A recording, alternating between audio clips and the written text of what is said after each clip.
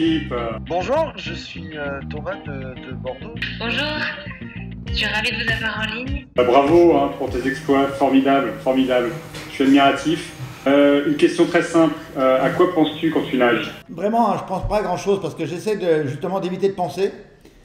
Pour ça, je me suis préparé en faisant de la sophrologie. Vraiment, 4 mois avant la traversée de la Manche, je me fais beaucoup de sophrologie pour apprendre à gérer une chose, mon émotivité. Et vu que je suis quelqu'un de très émotif, si je pleurais pendant la traversée de la Manche, s'il y avait une larme, je perdais toute mon énergie. Et j'ai craqué à la fin quand c'est mes 2 garçons qui m'ont découvert après la traversée de la Manche à la nage. Ouais. Merci Philippe, à bientôt.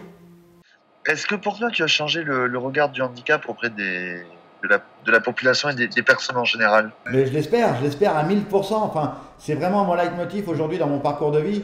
C'est qu'à un moment donné, j'ai eu une fenêtre de tir médiatique. Après la traversée de la Manche, je m'y attendais pas honnêtement. Je pensais pas que ça allait être comme ça. Et j'ai eu cette chance d'avoir cette fenêtre de tir et d'en profiter pour essayer de faire évoluer les mentalités de notre société sur les personnes handicapées.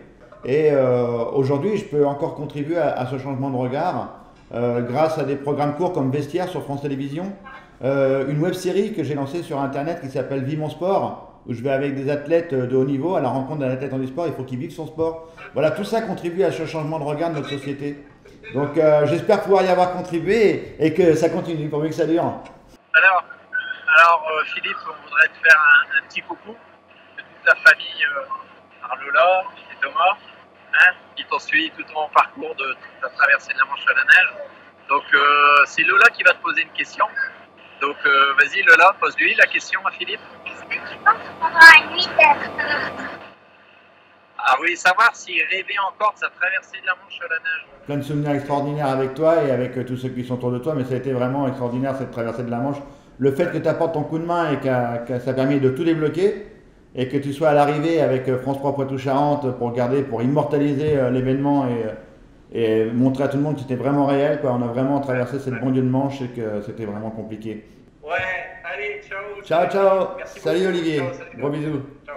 Je vous suis un petit peu sur les réseaux sociaux, j'ai vu que vous faites pas mal de conférences auprès des entreprises. Vous avez écrit des livres également. Vous préparez un one-man show, j'ai cru comprendre, et vous faites également en parallèle, vous êtes lancé dans la comédie ou dans le métier d'acteur, parce que vous apparaissez également dans la série Vestiaire. Et ça, c'est un petit peu difficile de jongler entre tous ces métiers, si je peux me permettre. Écoute, je vais avoir une réponse toute simple. Il y en a qui n'y arrivent pas, moi j'y suis arrivé, j'ai réussi à me couper en 4, donc je peux être partout à la fois. Donc c'est assez pratique, tu vois. Et donc, et tout ce que je fais, je le fais pas parce que j'aime pas, je le fais parce que j'aime ça. Et à partir du moment que j'aime plus, j'arrêterai. Tu vois, il y a des fois on me propose des choses extraordinaires, je suis super heureux et du jour au lendemain ça va plus se faire. Je serai pas malheureux pour autant. C'est pas grave, il va se passer autre chose. Donc, et c'est mon mode de fonctionnement aujourd'hui. Donc tout va bien, je fais ce que j'aime. En tout cas, merci de ton appel, Roxane. À bientôt, merci, c'était super sympa de vous avoir en ligne et restez positif, j'ai super de vous suivre.